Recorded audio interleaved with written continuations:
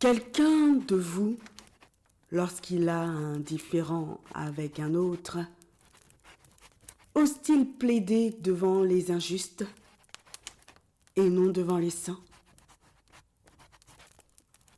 Ne savez-vous pas que les saints jugeront le monde?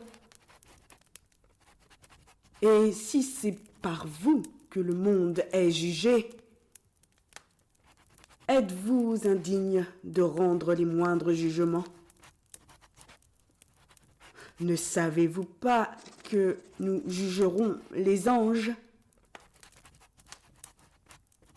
Et nous ne jugerions pas, à plus forte raison, les choses de cette vie? Quand donc vous avez des différends pour les choses de cette vie, ce sont des gens dont l'Église ne fait aucun cas que vous prenez pour juges. Je le dis à votre honte. Ainsi, il n'y a parmi vous pas un seul homme sage qui puisse prononcer entre ses frères. Mais un frère plaide contre un frère, et cela devant des infidèles.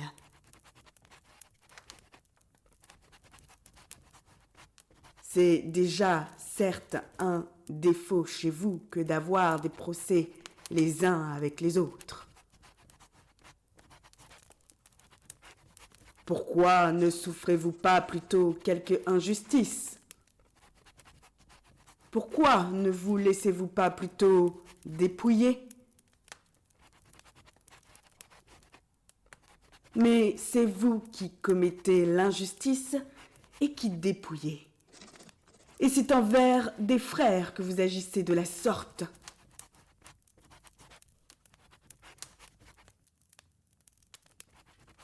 Ne savez-vous pas que les injustes n'hériteront point le royaume de Dieu?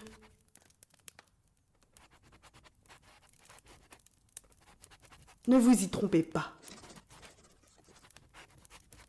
Ni les impudiques, ni les idolâtres, ni les adultères, ni les efféminés, ni les infâmes, ni les voleurs, ni les cupides, ni les ivrognes, ni les outrageux, ni les ravisseurs n'hériteront le royaume de Dieu.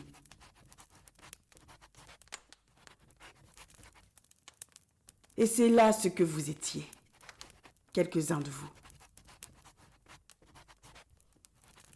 Mais vous avez été lavés, mais vous avez été sanctifiés, mais vous avez été justifiés au nom du Seigneur Jésus-Christ et par l'Esprit de notre Dieu.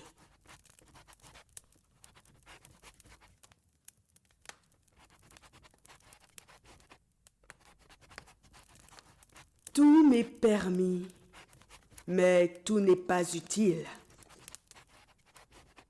Tout m'est permis, mais je ne me laisserai asservir par quoi que ce soit. Les aliments sont pour le ventre, et le ventre pour les aliments. Et Dieu détruira l'un comme les autres.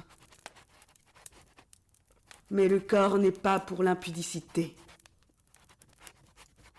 Il est pour le Seigneur, et le Seigneur pour le corps.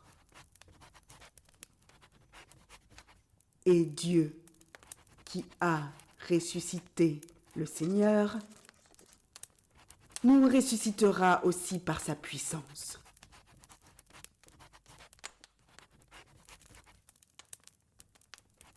Ne savez-vous pas que vos corps sont des membres de Christ? Prendrai-je donc les membres de Christ pour en faire les membres d'une prostituée? Loin de là. Ne savez-vous pas que celui qui s'attache à la prostituée est un seul corps avec elle? Car est-il dit, les deux deviendront une seule chair. Mais celui qui s'attache au Seigneur est avec lui un seul esprit.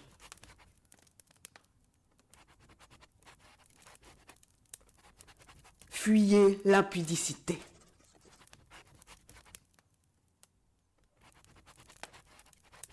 Quelque autre péché qu'un homme commette, ce péché est hors du corps.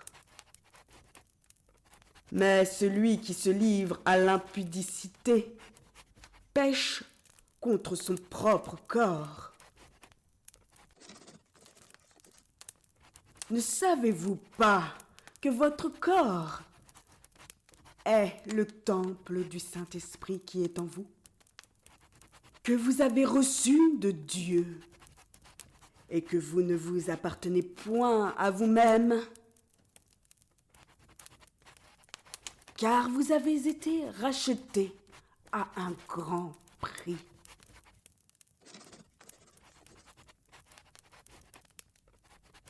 Glorifiez donc Dieu dans votre corps et dans votre esprit qui appartiennent à Dieu.